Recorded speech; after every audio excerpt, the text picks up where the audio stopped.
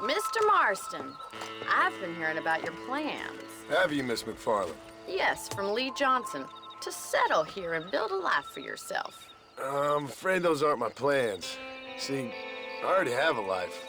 Well, I had one, and I'm trying to reclaim it. Or maybe what you could say is that I had two, and I'm trying to end one of them so the other can survive.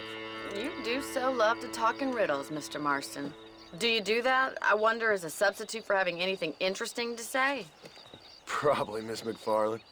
Oh, call me Bonnie, you fool.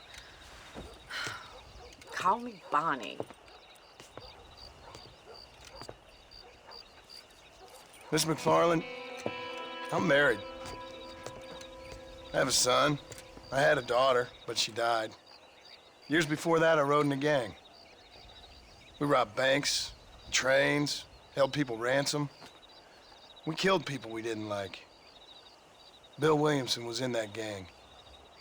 Now, if I don't capture my former brother in arms, great harm will befall my family. Now, I don't suppose any of this is very interesting to you, but I hope it explains why I wasn't so eager to talk about it. No, I do understand. I had no idea. You poor man. Even in this new country, memories don't really fade. My father was an illiterate Scot born on the boat into New York. He never saw his homeland, but to hear him talk about it, you'd imagine he only ever ate haggis and wore a kilt. And he hated the English for what they had done to his great-grandparents that he'd never met. People don't forget. Nothing gets forgiven. That's true, especially when it comes to money. And you know, even now, after all his labors, my father's debts are still terrible. I worry every day about us losing the ranch. It would kill him. My father died when I was 8 years old. His eyes were, well, let's just say he was blinded in a bar fight south of Chicago. My mother died during childbirth. She was a prostitute, and he was her, well, I don't know what he was. So I was sent off to an orphanage and ran away and fell in with a gang. My word. What a difficult life you've lived. The leader of the gang taught me how to read, taught me how to see all that was good in the world. He was a great man in a way. But you killed people. Sure. And I've suffered for it. And that's the life I left, or tried to leave. Said too much, Bonnie. I'm an uneducated killer, sent here to do all I can do well. Kill a man in cold blood so that another man may do his part to cut crime in an area, and a rich man can be elected governor on the back of these promises. Civilization is a truly beautiful thing, Mr. Marston. Listen, can you help me? Well, I can try. What do you need, money? No, nothing so complicated. I need an extra hand to take out the herd to pasture. Sure. Point me in the right direction.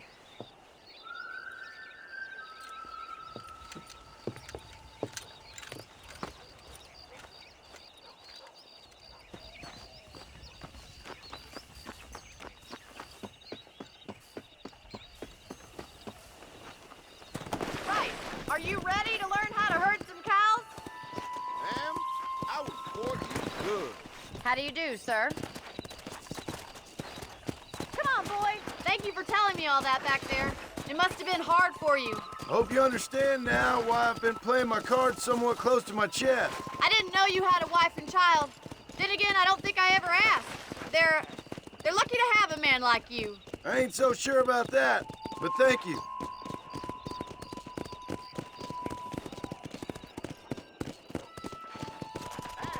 How are you today?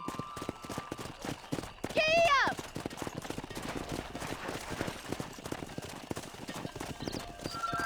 Hello, mister. Nice job, Mr. Marston. That's it. Here! He's got it. Herd the cows down the road. Pretend you know what they're doing. Look at the cowboy. Wait,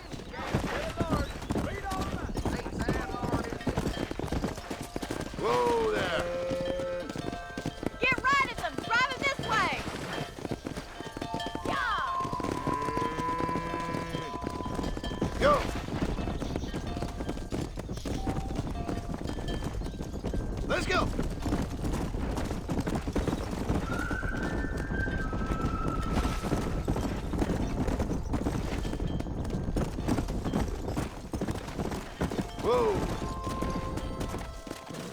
Let's go.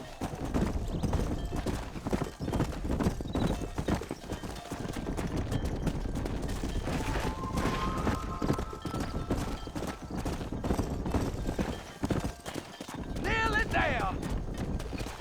All right, let's move this large herd out to the far pasture.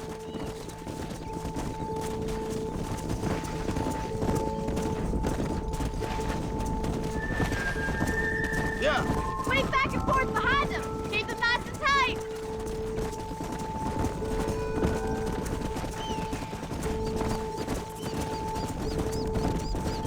Keep them tight now.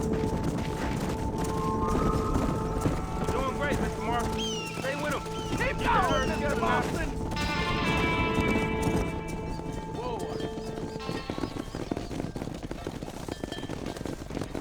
You're not bad with the herd. Ranching might be your true calling, Mr. Marston. Either that, or you were a cow in a past life. Thank you, Miss McFarland. I'll see you later. I have work to do back at the ranch.